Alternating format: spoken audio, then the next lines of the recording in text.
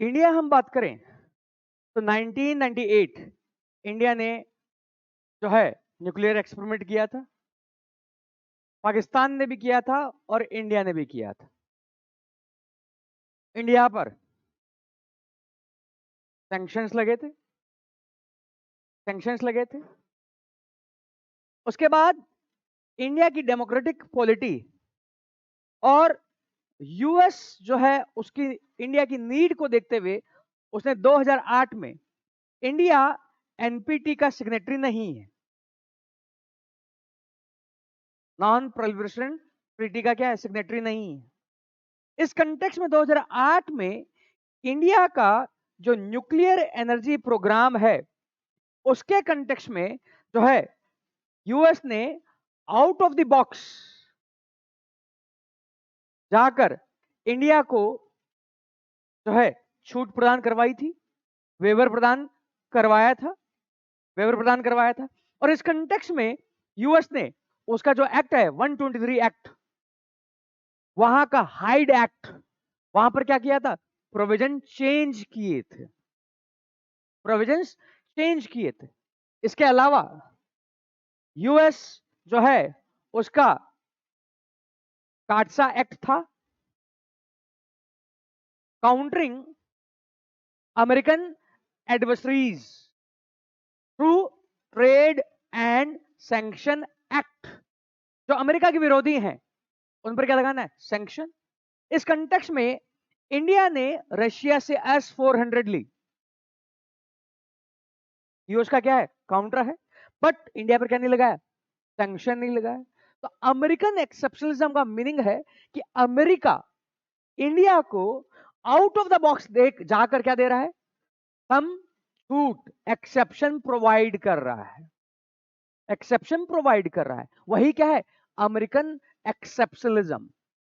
2008 में न्यूक्लियर के कंटेक्स्ट में, अभी देखो तो टेक्नोलॉजी ट्रांसफर के कंटेक्स्ट में, स्पेस कोलैबोरेशन के कंटेक्स्ट में इंडिया को क्या दे रहा है, लीवे दे रहा है।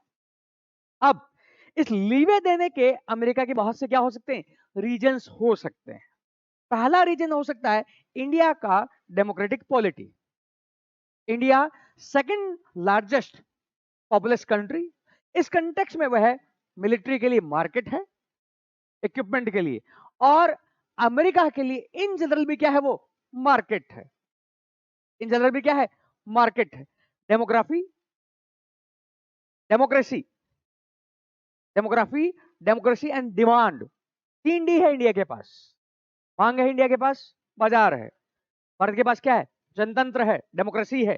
भारत के पास क्या है, डेमोग्राफी है, डेमोग्राफिक डिविडेंड है, स्किल्ड लेबर है। वह इन 3D के कारण भी यूएस क्या दे सकता है, छूट दे सकता है। प्लस वर्ल्ड में जिस तरह का जियोपॉलिटिकल सिनेरियो चल रहा है और इस कंटेक्स्ट में इंडिया ही चाइना के क्या है, फ्रंट टू फ्रंट खड़ा है, फ्रंट टू फ्रंट खड़ा है।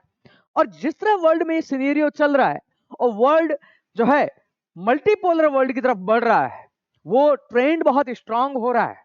तो उस कंटेक्स्ट में कहीं ना कहीं यूएस को एक जो है स्टेबल डेमोक्रेसी की रिक्वायरमेंट है, जो डेमोक्रेटिक जो वैल्यूज हैं, लिबर्टी की, फ्रीडम की, उसके साथ इंडिया को क्या, उसका यूएस को क्या दे सके, सहायता दे सके। इसके अलावा इंडो पैसिफिक में जो चल रहा है, यूएस चाइना का जो एंगल चल रहा है, उस कंटेक्स्ट में भी उसको क्या है, एक रिलायबल पार्टनर की क्या है, रिक्वायरमेंट है। उस कंटेक्स्ट में कहीं ना कहीं दे रहा है एक्सेप्शन।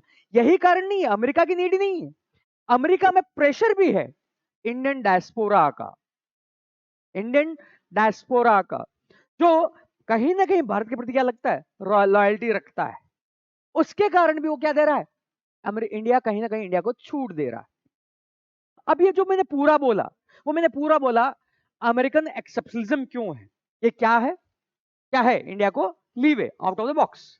ये क्यों हो रहा है, क्यों हो रहा है, बिकॉज इंडिया के पास 3D है। ये क्यों हो रहा है, बिकॉज यूएस को क्या है, रिक्वायरमेंट है। अब वो यूएस को रिक्वायरमेंट क्यों है, ये एक्सेप्शनलिज्म क्यों हो रहा है, बिकॉज इंडिया के पास क्या है, 3D है। ये एक्सेप्शनलिज्म क्यों हो रहा है, यूएस यूएस को रिक्वायरमेंट, यूएस को रिक्वायरमेंट क्यों है, इसको रिक्वायरमेंट है चाइना के कंटेक्स्ट में, इसको रिक्वायरमेंट है वर्ल्ड का जिस तरह है भू राजनीति चल रही है, जियोपॉलिटिक्स, चल रही है उस कंटेक्स्ट में। प्लस ये इसलिए भी है कि यूएस में इंडिया का क्या है, डायस्पोरा है।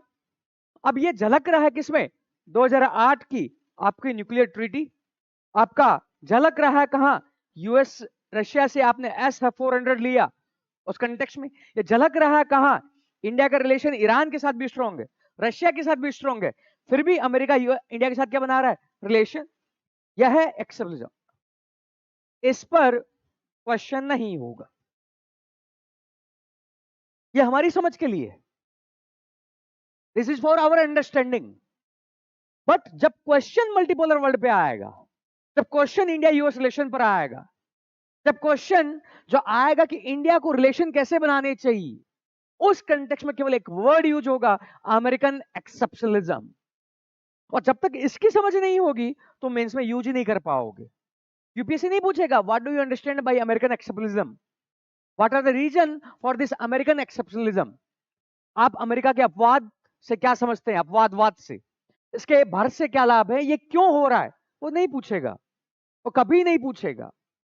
बट इसकी जब अंडरस्टैंडिंग होगी, जब क्वेश्चन उस तरह का आएगा, तुम एक वर्ड यूज करोगे, अमेरिका का स्ट्रॉन्ग रिलेशन इंडिया के साथ, या अमेरिका इंडिया को रिलायबल पार्टनर मानता है, ये उसके अमेरिकन एक्सेप्शनलिज्म। अब उसको समझ में नहीं आ रहा ब्रैकेट में S-400, बट फिर भी इंडिया पर क्या सैंक्शन नहीं, कोमा 2008 का न्यूक्लियर डील, नाभिकीय समझौता, इसमें झलकता है। जब तुम इंडिया यूएस रिलेशन रख ले हो, जब बोल रहे रिलायबल पार्टनर, रिलायबल पार्टनर को एम्फसाइज करने के लिए क्या डालोगे, अमेरिकन एक्सेप्शनलिज्म। समझ में आया, पूरा है, ये पूरा हिंदू का एडिटोरियल है, काम का मेरे लिए एक ही वर्ड है, अमेरिका का अपवादवाद।